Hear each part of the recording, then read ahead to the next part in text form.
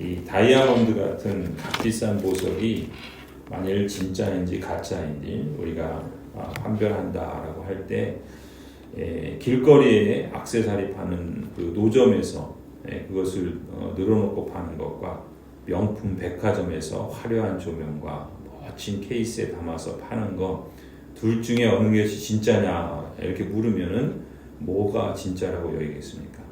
보통은 백화점에서 파는 것을 진짜라고 생각하겠죠.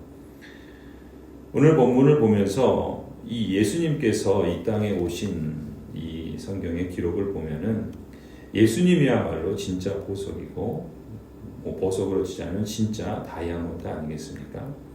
그런데 그런 진짜 보석이 오늘 본문을 보면은 마치 길거리에 액세서리 파는 가판에 놓여 있는 그런 분위기를 우리에게 느끼게 합니다. 11절에 말씀하죠. 오늘 다윗의 동네에서 너희에게 구주가 나셨다. 그는 곧 그리스도 주님이시다. 놀라운 선언이죠. 구주이시고 그리스도시고 주님이시다. 그런데 그분이 오셨다, 나셨다라고 선포합니다. 그리고 12절을 보면 너희가 한 갓난아기가 포대기에 쌓여 구유에 누워있는 것을 볼 터인데 이것이 그분이 그리스도라는 주님이라는 너희에게 주는 표징이다 이렇게 말합니다. 그러니까 그리스도라는 표징, 주님이라는 표징 이것이 너희에게 주는 표징이다라는 그 표징이 뭡니까? 포대기에 쌓여 말 여물통에 누워있는 아기다라는 거죠. 이 그림이 꼭 길거리 가판에 놓여있는 진짜 다이아몬드 꼴이죠. 과연 이걸 보면서 이 사람이 이 아이가 이 갓난아기가 세상을 구원할 메시아라는 그런 표징이 될 수 있겠습니까? 보이는 대로만 보면 이 아기가 메시아라고 볼 수 없는 증거들은 수두룩하죠. 7절에 여관에 있을 곳이 없어서 여관에 묵을 능력도 안 되고 또 그런 방도 없고 그런 곳이 없어서 이 말 구유에 누워 있다라는 게 이게 어찌 이 세상을 구원할 주님이고 그리스도 메시아의 표징이라고 할 수 있겠습니까? 8절도 그러죠. 처음 맞이한 그 사람들이 누군가 밤에 밖에서 양떼를 치던 목자들입니다. 이 말은 사회적으로 알아주지 않는 당시에 가장 비천한 일을 하는 사람들이라는 표현을 그렇게 말하는 거죠.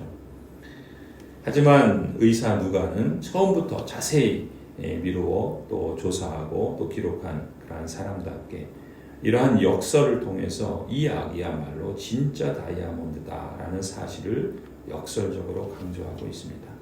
세상을 구원할 구세주이시며 왕이시며 선지자이시며 제사장이신 그리스도, 모든 만물의 주인이신 주님, 그토록 존귀하고 위대하고 전능하신 성자 하나님이 가장 비천한 사람으로 태어났다는 역설, 그리고 가장 비천한 사람들에게 제일 먼저 찾아오셨다는 역설.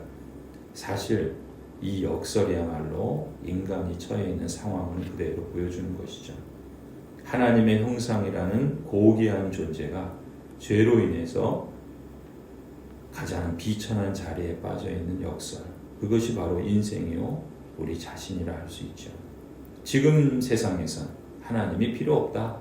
참된 생명이신 예수님 없어도 잘 살 수 있다. 이렇게 생각하고 살아가지만 실상은 죽어있는 가장 비천하고 또 가련한 사람들. 그것이 바로 인생이라 할 수 있습니다. 그러면서도 이 누가복음은 이 아기가 진짜 메시아다라는 이러한 사실을 곳곳에 암시하고 있죠. 아니 암시할 뿐만 아니라 명시적으로 증거하고 있습니다. 가령 4절에 보면 다윗 가문의 자손이다. 유대에 있는 베들레헴이라고 하는 다윗의 동네 출신이다. 이것은 앞서 1장 32절에서 일찍이 천사 가브리엘이 마리아에게 일러준 말씀에서 바로 이 아이가 그 메시아다라는 것을 암시하고 있죠. 그는 위대하게 되고 더없이 높으신 분의 아들이라고 불릴 것이다. 주 하나님께서 그에게 그의 조상 다윗의 왕위를 주실 것이다. 그는 영원히 야곱의 집을 다스리고 그의 나라는 무궁할 것이다. 또 10절에도 보면 천사들이 목자들에게 알려준 소식에도 이 아기가 메시아 그리스도다라고 말씀을 했죠. 두려워하지 말아라. 나는 온 백성에게 큰 기쁨이 될 소식을 너희에게 전하여 준다. 오늘 다윗의 동네에서 너희에게 구주가 나셨다. 그는 곧 그리스도 주님이시다. 12절에도 보시면 천사가 일러주는 목자에게 일러준 너희에게 주는 표징이다. 이러한 말을 듣고서 어떻게 합니까? 15절에 보면 목자들은 우리에게 알려주신 그 일이 그 이루어진 일을 우리가 보자 하고 급히 달려가서 아이를 찾죠. 그리고 찾아냅니다. 그리고 그 아이를 보니까 천사가 일러준 그 표징 그대로 진짜 그렇구나라는 사실을 확증하게 되죠.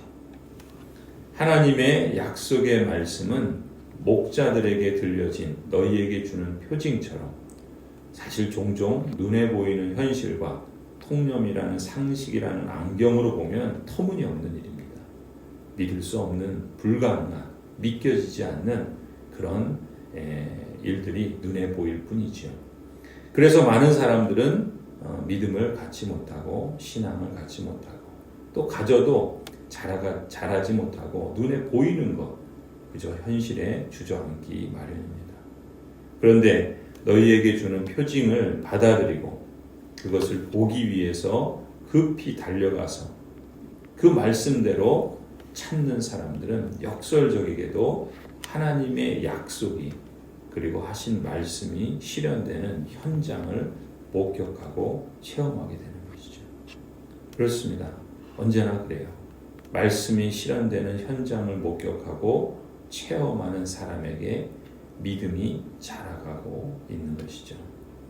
목자들이 듣는 것에 만족하지 않고 급히 달려가서 찾아내려고 힘썼던 것처럼 설교를 듣는 것에 만족하지 않고 말씀을 따라서 찾고 또 구하고 또 힘써 사는 것을 우선순위로 삼고 몸을 움직여 가는 사람들만이 하나님의 능력을 현장에서 실감하게 될 것입니다. 하나님의 말씀을 바르고 착한 마음으로 듣고 그것을 굳게 마음에 간직할 뿐만 아니라 견디며 순종하는 가운데 열매를 맺고 또 그 가운데 자라가고 발전하는 그러한 모습을 나타내는 복된 사람으로서 날마다 하루하루 주님과 동행하기를 간절히 축원합니다.